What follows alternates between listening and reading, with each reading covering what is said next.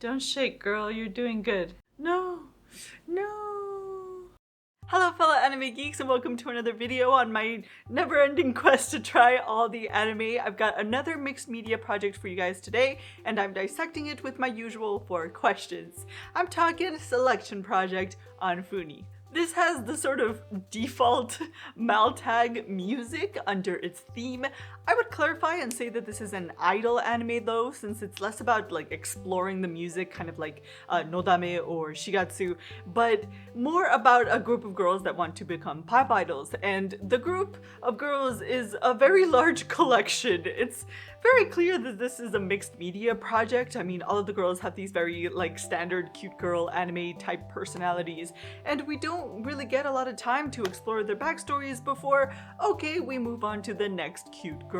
In terms of plot, this anime is almost exactly Idoly Pride, just without the cute, endearing, supernatural love story. And I don't mean like in general in terms of tropes and themes. No, I mean it is almost exactly the same plots, down to the same exact character designs for the 2 girls and their backstories. Our protagonist is cheerful, she loves to sing, and there's this beautiful, touching quality to her voice because she just had a heart transplant and has decided that she's gonna go after her dream with everything she's got. Her rival and friend is your typical long black-haired tsundere who holds herself to the highest of standards, but who has no patience for anybody who doesn't prioritize their efforts in exactly the same way she does. But all of her personality flaws are kind of understandable because she's driven by the loss of her sister, who in this universe is actually the most beloved idol.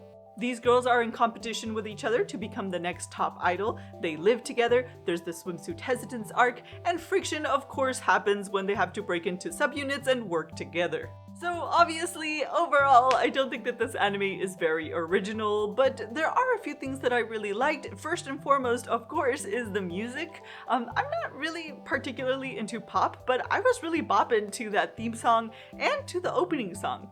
If I had one critique of the music, it would be the odd production decision to not make any attempt of pronouncing the word yell correctly, which is actually a very integral word for the plot and the competition. No spoilers. It's used over and over again in the chorus of the theme song, and it's in the title of the theme song. Now, I know that I'm not the best person to talk about this because I often mess up my words, particularly if it's an idiom or if it's a false cognate. But they didn't even make an attempt of using any sort of transliteration using the katakana letter E. Sorry, but telling me that you've got only one L doesn't really seem to have the same touching effect as I think the intended lyric did. But apart from that strange production decision, the talent and skill of these girls really shine through. I mean, they're singing perfectly and beautifully in a character voice. Also, a lot like, many of these mixed media projects, there's a ton of extra bonus material where you can see these artists record and practice their song. And I really appreciated that some of the behind the scenes footage actually had English subtitles. I think it's also worth mentioning that the CG during the performances is actually some of the best that I've seen. The motion didn't look awkward at all, and it was actually the transition between the 2D animation and the CG sequences was actually integrated into the plot. Anytime that there's going to be a performance for the competition, we get to see the production team and the cameras kind of set up for rolling and for broadcasting, so it feels like the change in animation is because we're now watching the live broadcast. I thought that was really smart. So, is it worthwhile?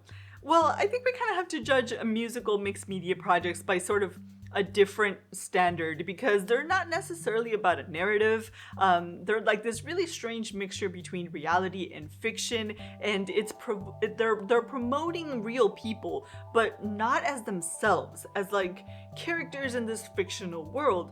Now, as I keep saying in all of my videos related to mixed media projects, the idea isn't necessarily all that foreign to me because I grew up on Rebelde series.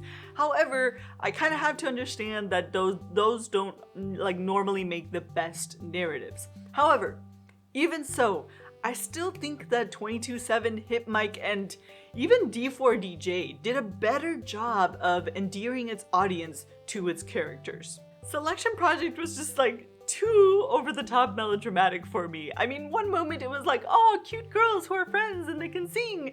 And then the other moment it's like, the world is ending, I'm so depressed. We got new character traits in the episode. They were needed to create drama. Sometimes the girls would just plain act out of character to create tension, and then it'd all be better magically, and we didn't really solve the underlying problem. But I mean, all of this is kind of, I guess, understandable because it seems like each episode was actually directed by a different person.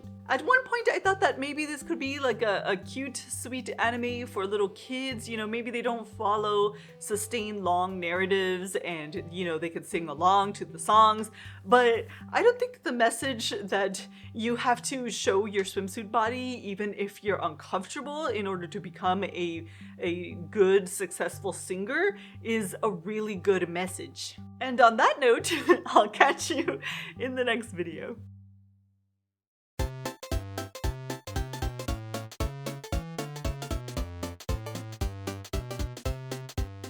There's the start singing amazed reaction shot.